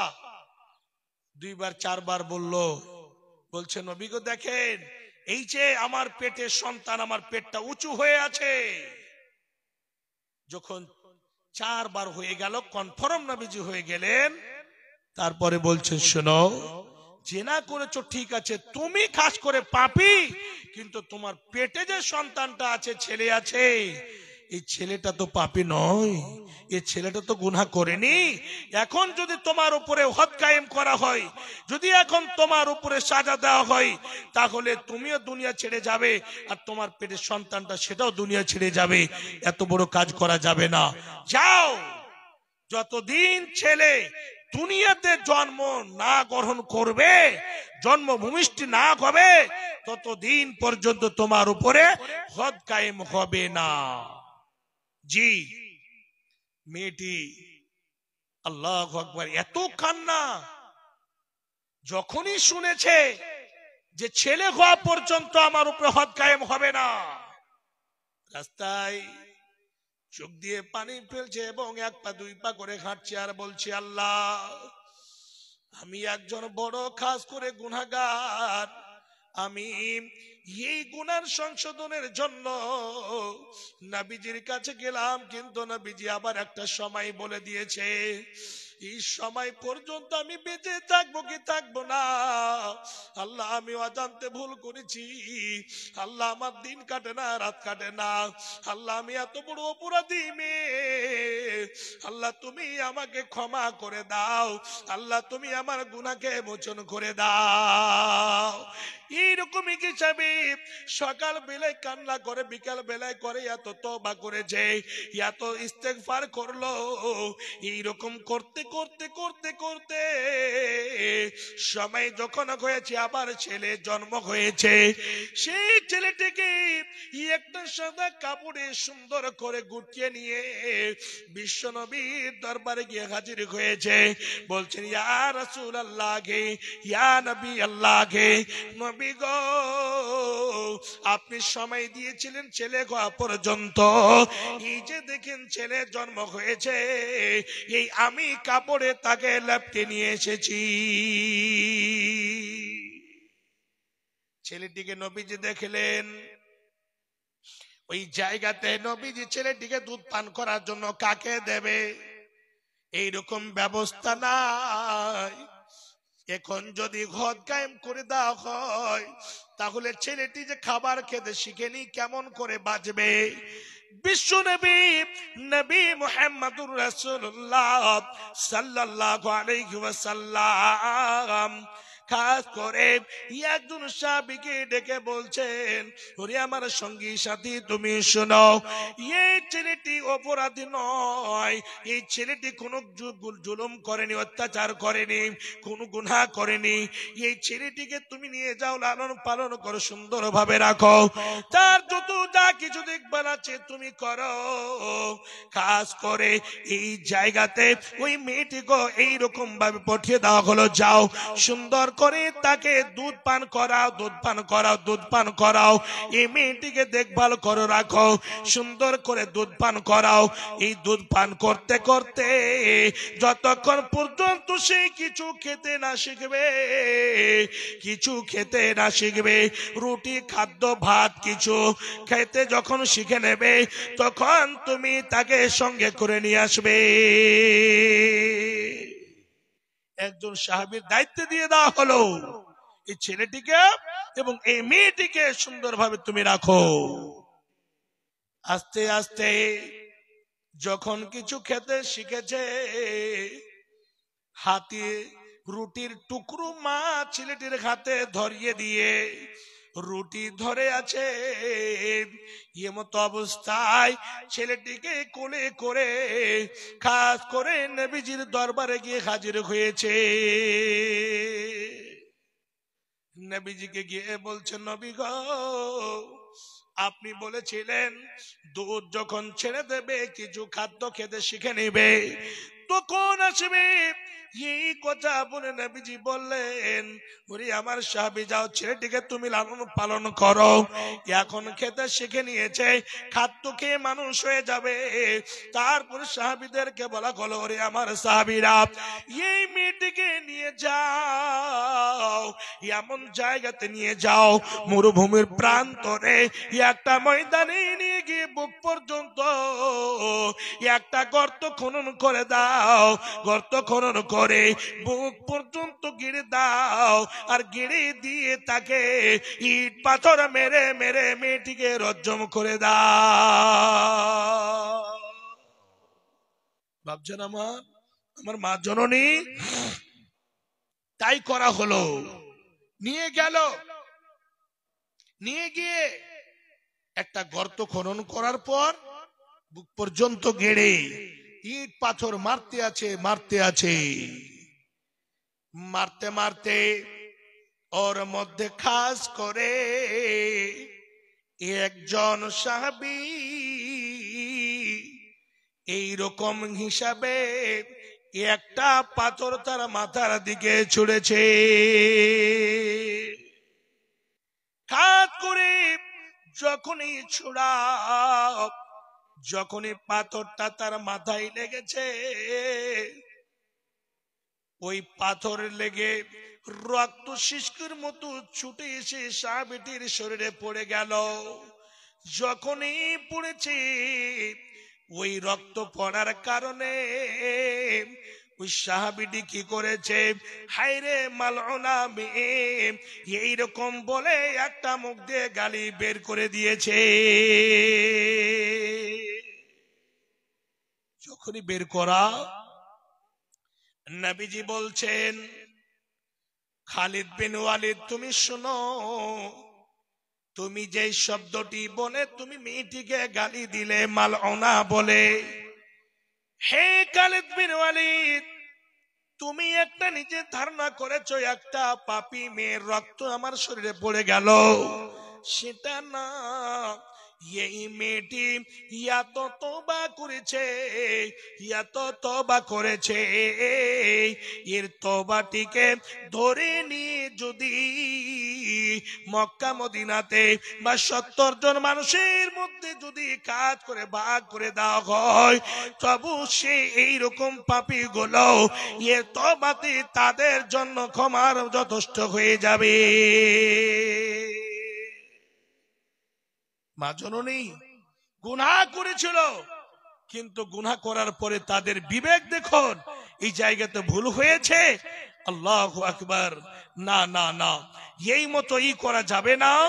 খাস করে নবীজির দরবারে হাজির হয়েছে।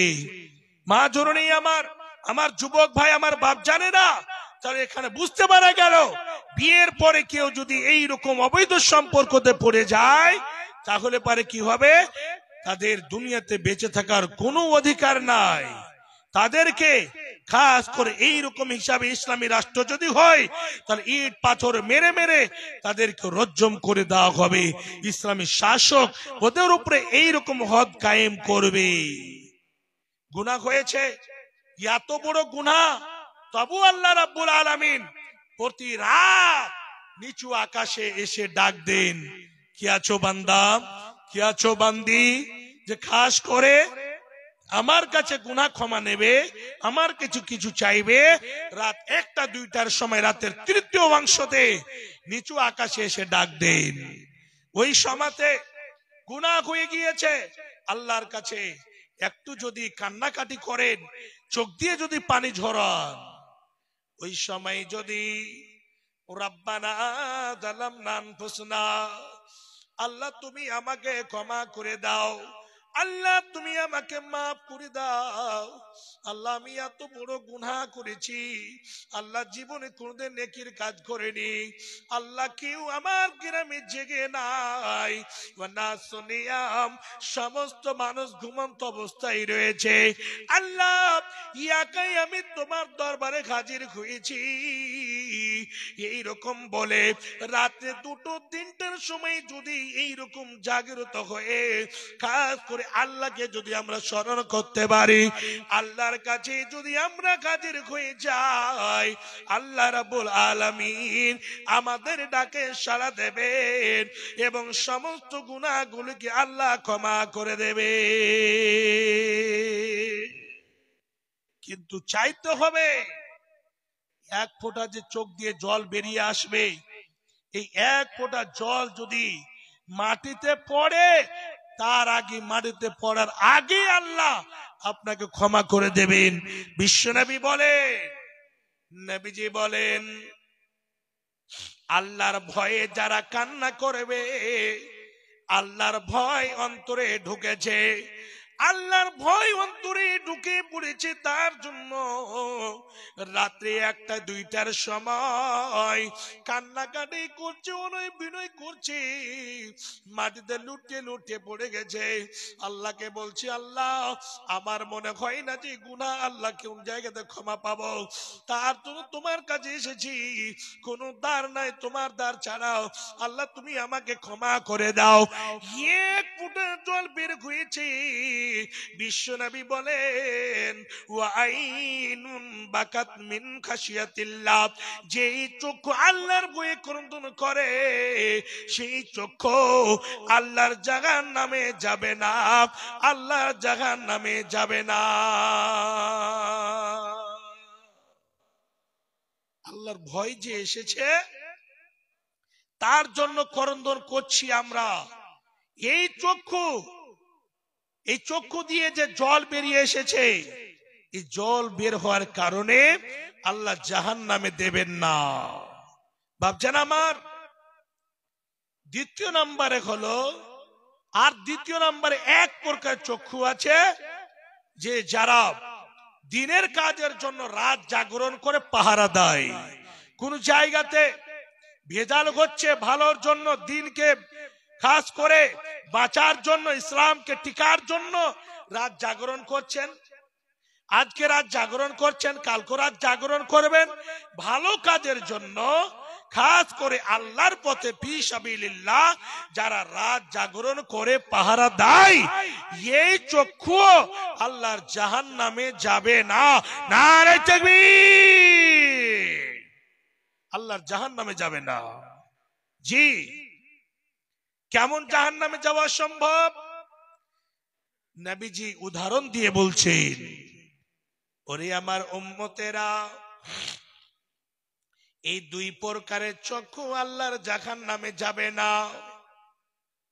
কেমন ভাবে জাহান্নামে যাওয়া অসম্ভব? যেমন ভাবে বাড়িতে গাভী আছে, দুধ দেয়, গাভীর ওলান থেকে দুধ দহন করে, গাভীর বাট থেকে দুধকে বের করার পরে কেউ যদি বলে এই দুধগুলোকে পুনরায় তার বাটের মধ্যে ফিরিয়ে দাও, যে মতো দুধকে ফিরানো অসম্ভব, সেই মতো এই 2 প্রকারের চক্ষু আল্লাহর জাহান্নামে যাওয়া অসম্ভব। জাহান্নামে যাবে না। আল্লাহর কত দয়া! আল্লাহ রাব্বুল আলামিন খাস করে এতগুলো গুনাহ করার পরও আল্লাহ রাব্বুল আলামিন ক্ষমার দৃষ্টিতে দেখছেন। আল্লাহ রাব্বুল আলামিন দয়ার দৃষ্টিতে দেখছেন কেন? আল্লাহ রাব্বুল আলামিন একখানা রহমতকে সারা বিশ্বের মধ্যে ভাগ করে দিয়েছেন। একখানা রহমতকে বাইনাল জিন্নে ওয়াল ইনসি ওয়াল বাগাইমে, মানুষের মধ্যে দিয়েছেন, জিনের মধ্যে দিয়েছেন, গরু মহিষ ছাগল ভেড়া কুকুর শ্রীগাল, যতগুলো আল্লাহর মাখলুকাত রয়েছে, যতগুলো প্রাণী রয়েছে, ওই সমস্ত প্রাণীর মধ্যে একখানা রহমতকে বন্টন করে দিয়েছেন। হে মা জননী আমার, আমার বাপ জানেরা, ওই অল্প আল্লাহর দয়া পাওয়ার কারণে আমরা ছেলে মেয়েকে কত আদর স্নেহ করি, কত সুন্দর ভাবে নিজে না খেয়ে ছেলে মেয়েকে খাওয়াই, নিজের কাজ করে কাপড় শীতের মৌসুমে নিজের শরীরে একটা ভালো জ্যাকেট পরি নাও, ছেলে মেয়ের শরীরে ভালো কাপড় দিই, ভালো জামা দিই, কত গালে চুমো খাই, কত আদর করি, কত সুন্দর ভাবে তাদের শিক্ষা দীক্ষা দেওয়ার জন্য প্রস্তুত রয়েছি। এই মা আমার, বোন আমার, দেখতে পাবেন গরু মহিষ ছাগল ভেড়া তারাও নিজের বাচ্চাকে কত আদর করে। একটা মুরগি শুধু বাচ্চা দিয়েছে, বাচ্চাগুলো টুকটুক টুকটুক করে মায়ের সঙ্গে চলতে শিখেছে। হঠাৎ করে একটা কাক এসে শুধু উড়েছে, একটা চিলকে যখন মা দেখতে পেয়েছে, ওই চিল থেকে মা তো নিজের বাচ্চাগুলোকে বাঁচার জন্য নিজের ভাষা দিয়ে খাত করে বাচ্চাগুলোকে ডেকে নিজের দুটো ডানার মধ্যে লুকিয়ে রাখে। এই মা নিজের বাচ্চাগুলোকে বাঁচার জন্য ওই চিলের সঙ্গে যতগুলো মোকাবিলা করা প্রয়োজন, যেই জায়গাতে যেই মুহূর্তে যেই মতো দাঁড়িয়ে থাকার প্রয়োজন, সেই মতো মা চারটান হয়ে পাথর হয়ে মা নিজের বাচ্চাগুলোকে বাঁচার জন্য দাঁড় হয়ে থাকে। হে মা আমার, হে বোন আমার, আমার বাপ জানেরা, দেখতে পাবেন এক জায়গাতে এই একটা মুরগি নিজে বাচ্চাগুলোকে নিয়ে বসে আছে, হঠাৎ করে একটা সাপ ঢুকে গেল। ওই সাপটা এসে ওই বাচ্চাগুলোকে ধরার জন্য ফেন তুলেছে, সবল মারতে যাবে। এই মা নিজের জানটার পারোয়া না করে, নিজের জীবনটার পারোয়া না করে চট করে সেই জায়গাতে ওই সাপটার সঙ্গে এইরকম ভাবে মোকাবেলা করতে লাগে। শেষের বেলায় এই সাপ ওই বাচ্চাগুলোকে খেতে পেল না। শেষের বেলায় নিরুপায় হয়ে ওখান থেকে আবার এক পা দুই পা করে বের হয়ে বাইরে চলে যায়। মুরগি নিজের বাচ্চাগুলোকে বাঁচার জন্য এইরকম নিজের জীবনটাকে বাজিতে রেখে ওর সঙ্গে মোকাবিলা করছে, ওর সঙ্গে এমন ভাবে লেগে আছে। কোন কোন সময় দেখবেন, আল্লাহু আকবার, এইরকম মা জননী পৃথিবীর বুকে আছে যে ছেলে মেয়ের প্রতি দয়া ময়া নাই। আমি কয়েকদিন আগে একটা সোশ্যাল মিডিয়াতে খবর শুনলাম, আর এগুলো হয়তো বাঁচার জন্য করে, কিন্তু বাস্তব ঘটনা কোন জায়গাতে ঘটে থাকে এগুলো, যে 4 ছেলের মা 5 ছেলের মা, একটা ছেলে দুধ খাওয়া অবস্থাতে বিছানায় শুয়ে দিয়ে অন্যর সঙ্গে চলে গেছে, অন্যর সঙ্গে গিয়ে বিয়ে করে নিয়েছে। এদিকে বাচ্চা কান্নাকাটি করছে, কত কি করছে।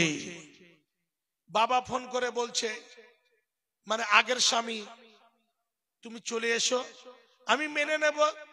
কিসের জন্য বলছে? ওর জন্য না, এত বড় গুনাহ করার পরও, অন্যর সঙ্গে সম্পর্ক করে পালিয়ে যাওয়ার পরও সব কিছুকে চাপা দিতে চাচ্ছে। কিসের জন্য?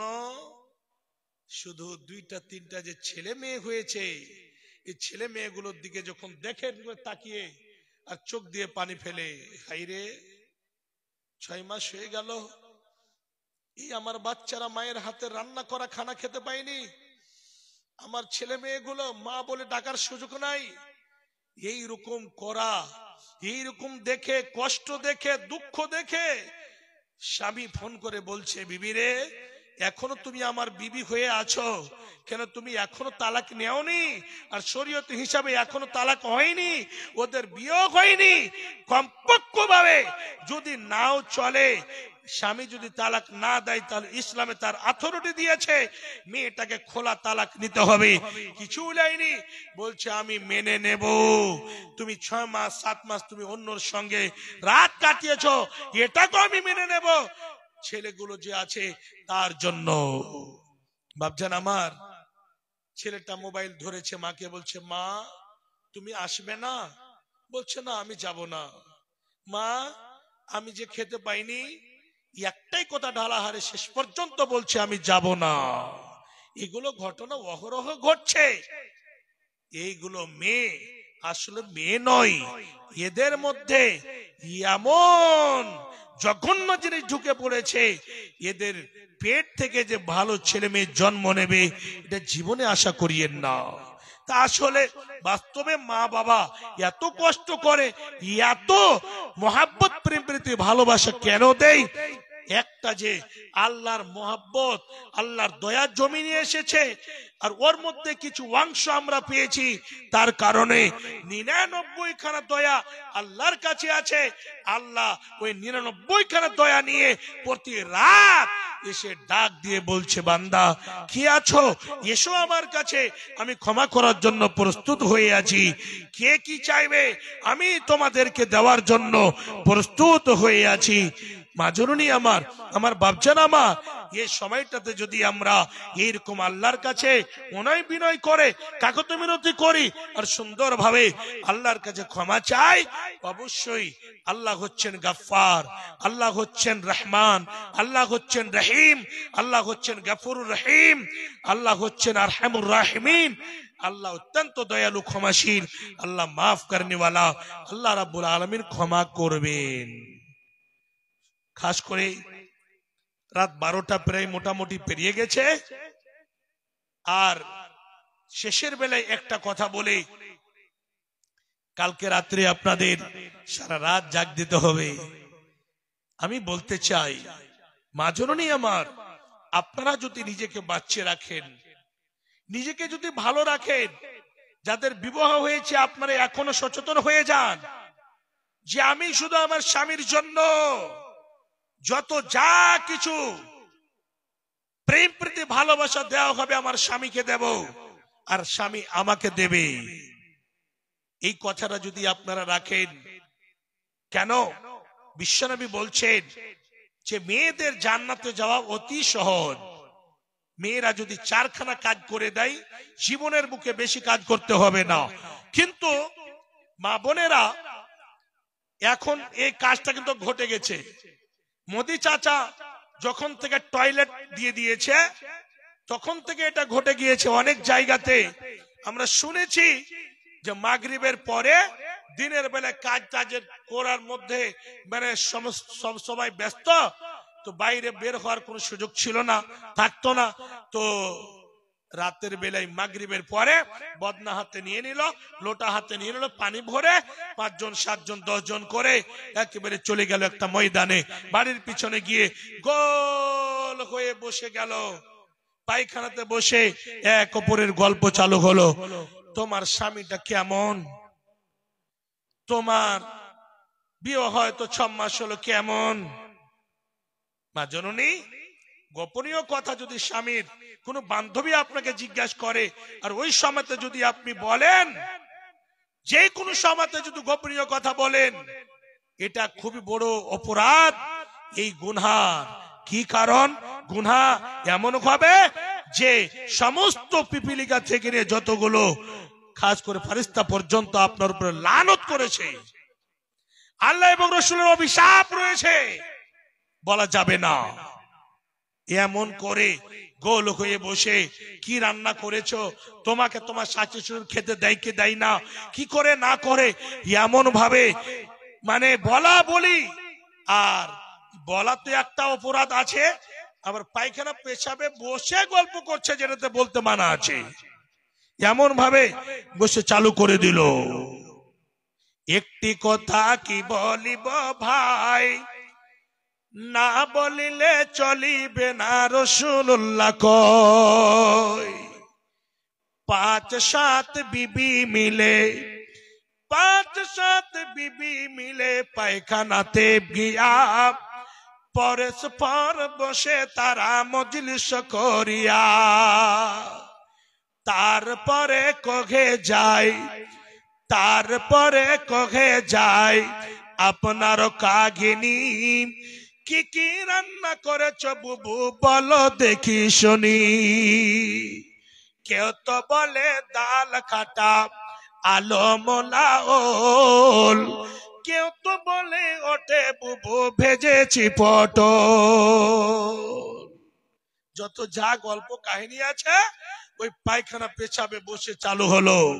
বেপর্দা হয়ে জঘন্য অবস্থাতে গিয়ে কেউ দেখতে পায় না, এইরকম টয়লেটে যে ঢুকবেন তাও নবীজি বলছেন হাদিসের মধ্যে, ছেলে হোক মেয়ে হোক ওই শরীরের জামাটা উঠার আগে, কাপড় উঠার আগে দোয়া পড়ে নাও। এর মানে শয়তানও দেখে নিজের আনন্দিত হবে, শয়তান দেখে নিজের চক্ষুটাকে শীতল করে নেবে। জি, তো এরকম বেহায়া হয়ে বসে মা বোনেরা বেপর্দা হয়ে এমন হয়ে চলে, মা এইরকম যদি অবস্থা যদি থাকে তাহলে জীবনে কোনদিন ভালো ছেলে মেয়ের আশা হবে না। যুবক ভাই, নিজের স্ত্রীরও গোপনীয় কথা বলা যাবে না। অনেকে বলে আমরা তো গাড়ি ঘোড়াতে সফর করি, অনেকে এমনই এমন কথাই মগ্ন, আল্লাহু আকবার। ওরা মনে করছে যে মওলানা সাহেব বোধহয় শুনতে পাই না। আরে মওলানা সাহেবকে শুনতে পাই, কান আছে কি? আরে এদের একটাই অপরাধ যে এরা মওলানা হয়েছে। জি, মওলানা না হলে তো উত্তর দিয়ে দেয়। এই তো মওলানা সাহেবের কাছে লুকিয়ে লুকিয়ে একটু একটু করে গাড়ি ঘোড়াতে, বাসে আর ট্রেনে, কত কত জায়গাতে। কয়েকদিন আগে আমি ধুলিয়ান যাচ্ছিলাম প্রোগ্রামে, তো একটা ছেলে মেয়ে চাপলো, মনে হচ্ছে যে স্কুলেরই হবে কলেজেরই হবে। আমি একটা সিটে বসে আছি, মেয়েটি যে বলছি মওলানা ওইটা সিট খালি আছে তো ওইটাতে বসে যান, এখানে দুটা সিট আছে তো আমরা দুজন বসবো, আর ওই একজন বসে আছে তো আমাদের দুজন দুই জায়গাতে হয়ে যাব ফের। আমি ভাবলাম যে আল্লাহ, এখন মমতা দিদির যে পারমিশন আর পাওয়ার, এই পাওয়ার দেওয়া পাওয়ার পেয়েছে, আমাকে চট করে হটে যেতে হবে। ব্যাগটা নিয়ে হটে গেলাম, পিছনে চলে গেলাম। সুন্দরভাবে দুইজন একেবারে ছোটকা ছোটকে দুইজন এক জায়গাতে বসলো, আর বসার পরে হেডফোন বের করে, ইয়ারফোন বের করে, হেডফোনটাকে বের করে একটা ছেলেটা নিল, মেয়েটাই বের করছে, আর দুটো সিটের মাঝখানে তো একটু ফাঁকা আছে, আমি বসে আছি দেখছি। ইয়ারফোনটা বের করে ছেলেটার কানে ঢুকিয়ে দিল, এই লাও, আর একটা নিজে নিয়ে নিল, আর মোবাইলটা মেয়েটারই বের করছে আর দেখছে ফেসবুকে কত কি, আর হা হা হা হা, আর খিল খিল খিল খিল করে হাসছে। আর মোবাইলটা দেখে বুঝতে পারা গেল কমপক্ষ 20,000 ওপরই হবে। 8,000 10,000 যদি মোবাইল আমাদের মতো মওলানা নেয়, তো মওলানা জামালউদ্দিন সাহেবকে জিজ্ঞাসা করে যে এক সপ্তাহ ওকে ঝিম ধরার মতন বেমারি হয়ে থাকে, যে 10,000 টাকা মোবাইলে লাগিয়ে দিন, হে এই 10টা টাকা ইনকাম করতে কত যে কষ্ট হয়। আল্লাহু আকবার। তুই মোবাইলটাকে নিজের টাকাতে কিনে নিয়েছে, ওর সাইড হিরো দিয়েছে মোবাইলটা, সাইড হিরোর কাছ থেকে মোবাইল পেয়ে সাইড হিরোকে দেখাচ্ছে। দেখতে দেখতে জিগরিতে গেল, ওই ছোচকা নেমে গেল। আমি বলছি ই নামবে না, ই নামলো না। কয়েকটা স্টপেজ আগে গিয়ে দেখছি ওই মেয়েটা নামছে। তা আমি মনে মনে ধারণা করলাম যে অসুবিধা নাই, আলহামদুলিল্লাহ মা বাবা পড়ার জন্য দিয়েছে, চাকরি কিন্তু ছেলেটাও পেয়েছে মেয়েটাও পেয়েছে, মমতা দিদি চাকরির প্রয়োজন নাই। এই চাকরিতে যদি পড়ে যায়, এই মতো ছেলে মেয়ের আদর্শ খুঁজবেন, আদর্শ মেয়ে এগুলোকে বলবেন, আদর্শ পুরুষ এগুলোকে বলবেন। জীবনে না, কখনো না। মা বোনদের কেমন হতে হবে? বিশ্বনবী বলছেন কাজ করে যেই মেয়েরা চারখানা কাজ করতে পারবে সে মেয়েরা হচ্ছে আদর্শ মেয়ে, সেই মেয়েটা হবে জান্নাতি মেয়ে।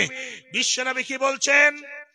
5 ওয়াক্তের সালাত যারা আদায় করবে, 5 টাইম যারা নামাজ পড়বে, দ্বিতীয় নম্বরে সামনে মার্চ মাসের 11 তারিখ থেকে রোজা, 11 তারিখের রাত্রিবেলা 12 তারিখে সাহারি খেতে হবে, রোজা 12 তারিখে হবে। 1 মাস যারা রোজা রাখবে, নামাজ হয়ে গেল, যারা রোজা রাখবে 2টা হয়ে গেল। তৃতীয় নম্বরে পা থেকে মাথা পর্যন্ত নিজের হেফাজত করে রাখবে, অন্য কোন বন্ধুকে দিয়ে, বয়ফ্রেন্ডকে দিয়ে, কাকাতো ভাইকে দিয়ে, মামাতো ভাইকে দিয়ে এইরকম করে নিজের শরীরকে বরবাদ করে দেবে না, নিজের অস্তিত্বকে বরবাদ করে দেবে না, নিজের কাজ করে মূল্যবান সম্পদকে, মোহর মারা সম্পদকে বরবাদ করে দেবে না। মোহর মারা মানে মোহর খুলবে একদিন ওই পুরুষটাই খুলবে যেদিন তোমার সামনে গিয়ে তোমার বাবা বলবে এই মেয়ে তুমি নাও, আব্দুর রহমানের সাথে বিয়ে করিয়ে দিলাম, এই 10,000 টাকা মোহর। ওই পুরুষ তোমার মোহর খুলবে, তার আগে মোহর খোলার কোন পুরুষের অধিকার নাই, আর মোহর খুলতে দেওয়ার কোন মেয়ের অধিকার নাই। আপনাকে পা থেকে মাথা পর্যন্ত হেফাজতে রাখতে হবে। হেফাজত মানে 1 নম্বরে কোন পুরুষ যেন তোমার শরীরে টাচ করার সুযোগ না পায়। 2য় নম্বরে একেবারে পর্দার সঙ্গে, পর্দার মধ্যে পা থেকে মাথা পর্যন্ত জামা কাপড় পরে পর্দার মধ্যে থাকতে হবে। হয়ে গেল 3 নাম্বার। 4 নাম্বার, স্বামীর কথা অনুযায়ী চলাফেরা করতে হবে। স্বামীর খাবেন, ওই যে বলে না ভাতের ভাত খাবো না মা, বল বাবা, বলগা বাবাকে, এই যে বলে না, এমন হচ্ছে যে স্বামীর কথা অনুযায়ী চলবে না, স্বামী যেটা বলবে সেটা শুনবে না, স্বামী যেই পথে চলতে বলবে চলবে না। নবীজি বলছেন যে 5 ওয়াক্তের সালাত যারা আদায় করবে, 1 মাসের রোজা যারা করবে, 3য় নম্বরে যারা নিজেকে সুন্দর করে হেফাজতে রাখবে, 4র্থ নম্বরে স্বামীর কথা অনুযায়ী চলবে, স্বামীকে সন্তুষ্ট করে রাখবে, সব সময় মন জয় করে রাখবে, হাসি মুখে ফুটাবে, এই 4টা গুণ যেই মেয়ের মধ্যে থাকবে ওই মেয়েটি হচ্ছে জান্নাতি। নবীজি বলছেন মিন আইয়ি আবওয়াবিল জান্নাতি শাআত, 8খানা জান্নাতের দরজা হবে, বলা হবে যাও যাও, যেটা দরজা দিয়ে ইচ্ছা তুমি জান্নাতে চলে যাও। বাবুন আমার, আপনাদেরই মায়ের পেট থেকে নবী রাসূল এসেছেন, আপনাদের মতো মায়ের পেট থেকে বড় বড় মুহাদ্দিস এসেছেন। যদি নিজেকে ভালো করে সুন্দর করে রাখেন, নবীজি বলছেন আদ-দুনিয়া কুল্লুহা মাতাউন ওয়া খায়রু মাতা'id দুনিয়াল মারাতুস সালিহা। দুনিয়ার সম্পদ, মোবাইল, ক্যামেরা, ম্যাক, জমি জায়গা, সম্পদ, টাকা পয়সা, সোনা চাঁদি, হীরামণি মুক্তা, গাড়ি ঘোড়া, যানবাহন, ট্রেন, বাস, ট্রাক্টর, এরোপ্লেন, সব কিছু হচ্ছে সম্পদ, কিন্তু এগুলো মূল্যবান সম্পদ নয়। মূল্যবান সম্পদ নবীজি বলছেন যেই মেয়ের মধ্যে আদর্শ থাকবে, সলেখা মেয়ে, সাধবী মেয়ে, মুত্তাকি পরহেজগারিনী মেয়ে, আল্লাহকে ডাকনে वाली মেয়ে, ওই মেয়েটি হচ্ছে মূল্যবান সম্পদ। জি, আর মেয়েদেরকে তো আল্লাহ সম্পদ বলেছেন, জমি বলেছেন। জমিতে যেরকম গম হয়, ভুট্টা হয়, ধান হয়, আম হয়, আপনার কত কত জিনিস এই জমি থেকে উপার্জন হয়, তেমনি মা বোনদের পেট থেকে কেমন সম্পদ হবে? সম্পদটা কি পাবেন মা? যারা নিজেকে ভালো করে রাখবেন, শুনে রাখুন এই কথাটি বলে ইনশাআল্লাহ দোয়া দিয়ে ইনশাআল্লাহ বিদায় নেব। আপনারাও বিদায় নেবেন, আমিও বিদায় নেব। কি সম্পদ পাবেন? আপনাদের পেট থেকে কি সম্পদ আসবে শুনুন। মা জননী আমার, আপনাদেরই মায়ের মতো মায়ের পেট থেকে ইমাম বুখারী জন্মগ্রহণ করেছিলেন। আপনাদেরই মতো মায়ের পেট থেকে নবী রাসূল দুনিয়ার বুকে এসেছিলেন, সাহাবায়ে কেরাম মায়ের পেট থেকে এসেছিলেন। হে মা, আপনার এই মতো মায়ের পেট থেকে খাস করে ইমাম আবু হানিফা, ইমাম মালিক, ইমাম শাফি, ইমাম আহমদ বিন হাম্বল মার পেট থেকে এসেছিলেন।